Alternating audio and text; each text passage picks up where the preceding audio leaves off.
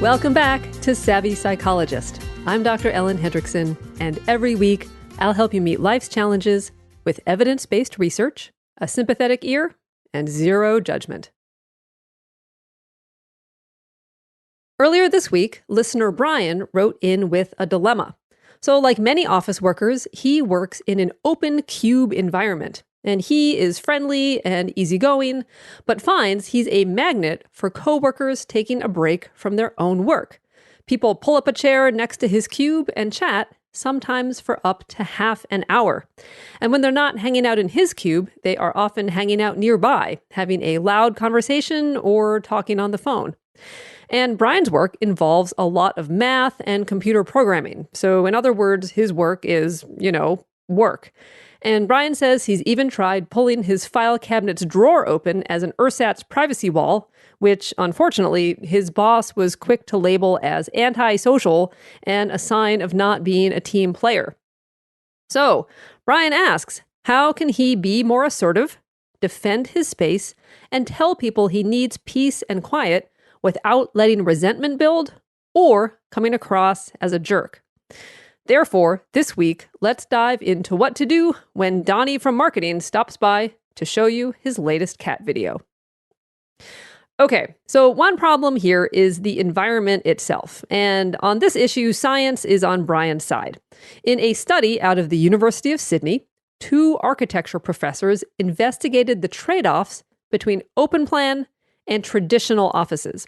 And the advantages of open plan offices are theoretically better teamwork, creativity, and, quote, ease of interaction.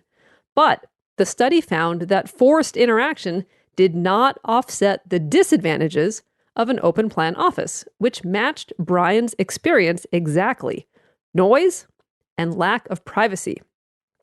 Okay, so that's part of it, but the real problem is that Brian is trapped by the chatty Cathys and garrulous Garys of the world.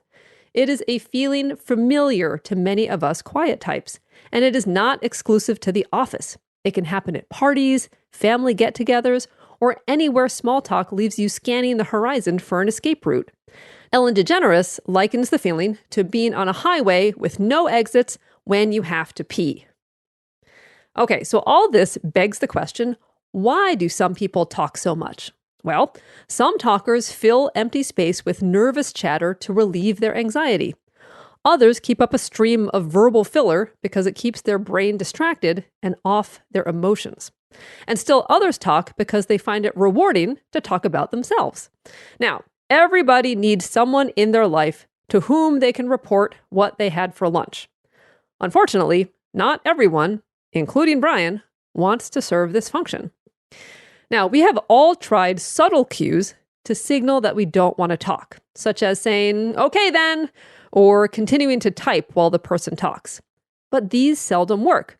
And a recent study in the Journal of the Experimental Analysis of Behavior even tested a classic subtle technique: avoiding eye contact. So in this study, conversations were staged between 2 actors and a participant. And the actors were instructed to offer verbal approval like, "Yes, I agree," or "Exactly," or "Good point," at specific intervals. What differed is that in half the conversations, the actors made these points only while making eye contact, while in the other half, they commented while looking away, a subtle cue we often use when trying to bring a conversation to a close. So, did the participants pick up on this and talk less? Not at all. Avoiding eye contact had no effect. And even worse, the study found the participant chatted more to whichever of the 2 actors talked less. Now, all of this begs the question, how do we deal with people who talk too much? Well, Brian hits the answer spot on when he asks how he can be more assertive. And moving from passive to assertive can feel wrong and dangerous, especially when we weren't taught to stand up for ourselves. But at its heart, being assertive simply means leaving an interaction with respect for others and respect for yourself intact. Now, ideally, Brian's cube visitors would self-regulate or reflect on their impact on him, but it's also important for Brian and all of us to set appropriate boundaries. Therefore, Here are 5 things to try when Leonard from accounting launches into a play-by-play of his divorce proceedings. So tip number 1 for how to deal with people who talk too much is say it out loud.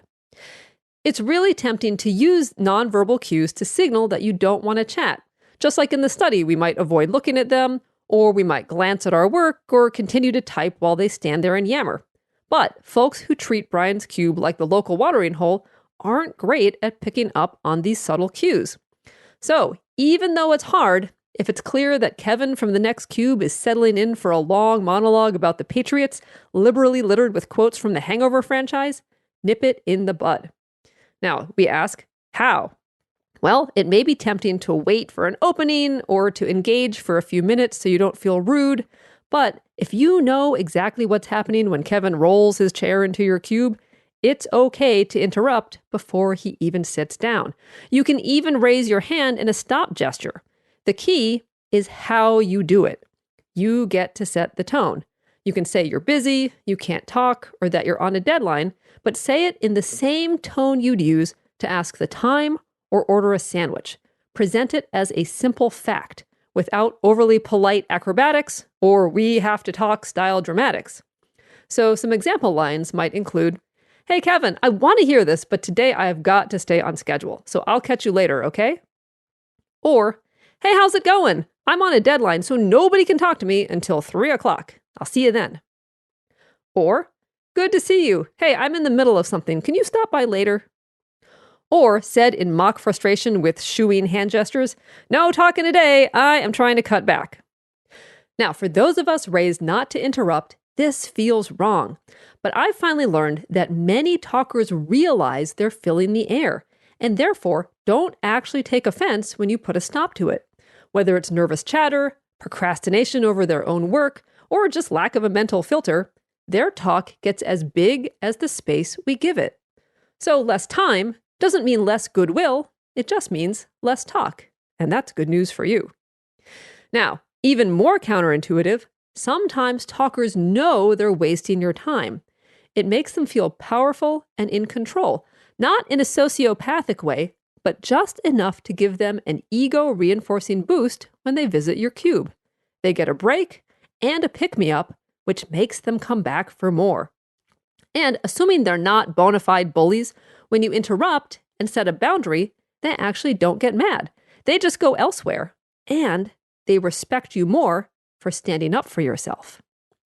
Of course, you have to calibrate your assertiveness to the visitor. Don't shoo away your boss, for example, even if he's stopping by just to harass you about putting the new cover sheet on your TPS report. All right, so let me validate all this. It can be hard to push back, especially if you haven't had much practice. But consider it an experiment. Try it and see how it goes. Because we already know the alternative, which is stewing in resentment for as long as their monologue lasts. Tip number 2 is redirect visitors to come back during, quote, office hours. Now, it is important to listen to the occasional story and watch the occasional cat video to build rapport and get along, but you don't have to do it on their schedule. Therefore, tell people what time you're free or stipulate a time limit. So, for example, you could say, "I'm on a deadline, so I have 2 minutes," or "I am just in the middle of wrapping something up. Can you come back in half an hour?" Again, it is best to do this verbally. Now, you might be tempted to post a sign, but especially with an earnest, overly serious sign, that can come across as passive-aggressive or out of step. So think twice before posting anything. However, the one exception can be a humorous sign. If your workplace culture can handle it, on the days you need it, consider a temporary sign outside your cube or even on the back of your chair. It could say, "Nerd marinating, do not disturb until 3 p.m. deadline has passed." Or, "Interrupt me before 2 p.m. and wolves will rip your face off." Or, "Brian's visitor cheat sheet for Monday. Q, how's it going? A, fine. Q, how was your weekend? A, relaxing. Q, can I ask you a question? A, yes, after 3:30 when I've wrapped this up. Tip number 3 is be ready for pushback. Every group has a culture. Your office, your family, even a romantic couple has a culture all their own with implicitly understood roles, rules, and inside jokes. And when you try to change a culture, it pushes back, trying to maintain homeostasis. Which brings us to tip number 4, which is stay consistent. Cultures can be changed, and what helps them change fastest is consistency, especially at the outset. So when you're first setting boundaries, it can be really tempting to cave just this once, but stick to your guns as much as possible. So to illustrate, think about waiting for a bus. If you know for sure the bus comes every 10 minutes, you'll walk away to hail a cab after 11 minutes. But if you know the bus runs late from time to time and will eventually show up, you'll wait for a long time, maybe even 20 or 30 minutes. And the same principle applies with setting limits. If you consistently shoo people out of your cube before 3 p.m. and verbally tell them what you're doing, they'll get the message much faster than if you make exceptions, bend the rules, and generally hem and haw. And finally, tip number 5 is get support from higher ups. Now, Brian brought up the issue of his boss labeling him antisocial and not a team player. And clearly, this is a problem because he's simply trying to stay on task and do his job.